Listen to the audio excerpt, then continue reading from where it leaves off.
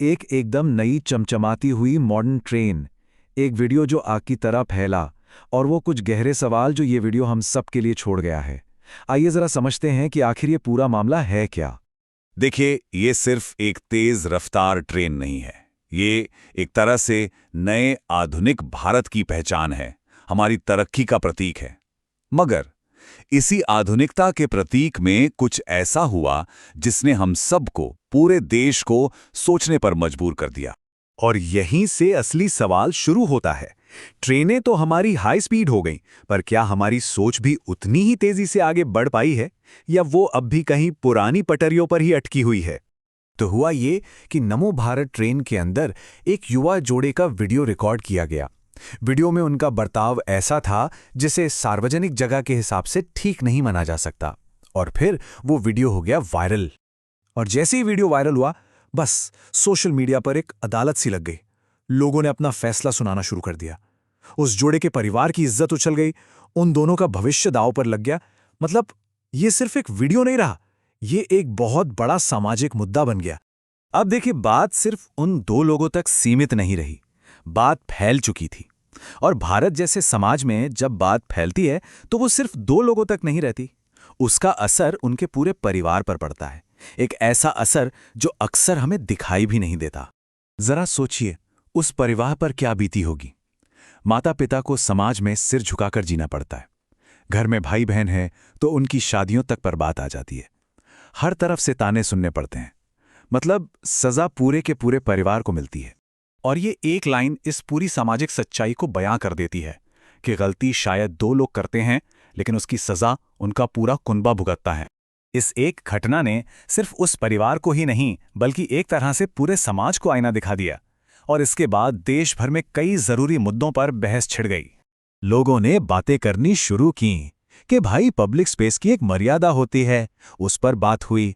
आज के युवाओं के व्यवहार पर सवाल उठे, देश की छवि पर बात हुई। यहां तक कि महिलाओं की सुरक्षा और पीढ़ियों के बीच बढ़ते गैप जैसे संवेदनशील मुद्दों पर भी चर्चा शुरू हो गई।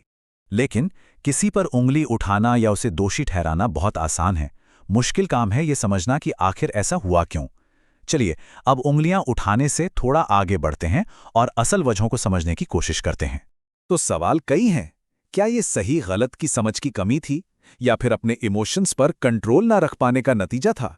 क्या इसकी जड़ में सेक्स एजुकेशन की कमी है, या ये वजह है कि आज के युवाओं के पास कोई प्राइवेट स्पेस ही नहीं है? और इस सब में सोशल मीडिया का रोल, उसको कैसे भूल सकते हैं? और इन सब सवालों का निचोड़ शायद यही है कि आज का युवा शरीर से तो जल्दी बड़ा हो रहा है, लेकिन उसे सही मानसिक गाइडेंस, सही दिशा नहीं मिल पा रही। तो असल में ये इच्छा की नहीं, दिशा की कमी है। अच्छा, हमने सामाजिक और मनोवैज्ञानिक पहलुओं पर तो बात कर ली, लेकिन इस कहानी का एक और बहुत जरूरी पहलू है, और वो है कानून। क्योंकि इस पूरे मामले में एक नहीं बल्कि दो बड़ी गलतियां हुई हैं। कानून की नज़र से देखें तो यहाँ दो अलग अलग अपराध हैं। पहला, पब्लिक में ऐसा कोई काम करना जो अभद्रता की श्रेणी में आए, ये एक कानूनी जुर्म है।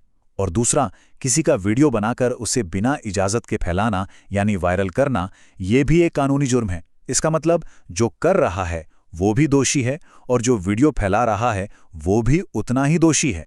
तो एक समाज के तौर पर हमें क्या करना चाहिए? क्या गाली गलौज, ऑनलाइन ट्रोलिंग और किसी के कैरेक्टर पर कीचड़ उछालना कोई हल है? नहीं।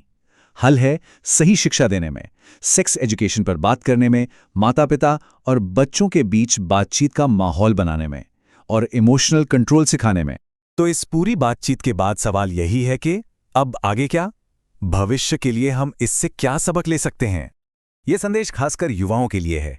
देखिए, किसी से प्यार करना गलत नहीं है, लेकिन अपनी भावनाओं को व्यक्त करने के लिए सही जगह, सही समय और मर्यादा का ध्यान रखना ये बहुत ज़्यादा ज़रूरी है। और आज के इस डिजिटल ज़माने में ये बात गांठ बांध लेनी चाहिए।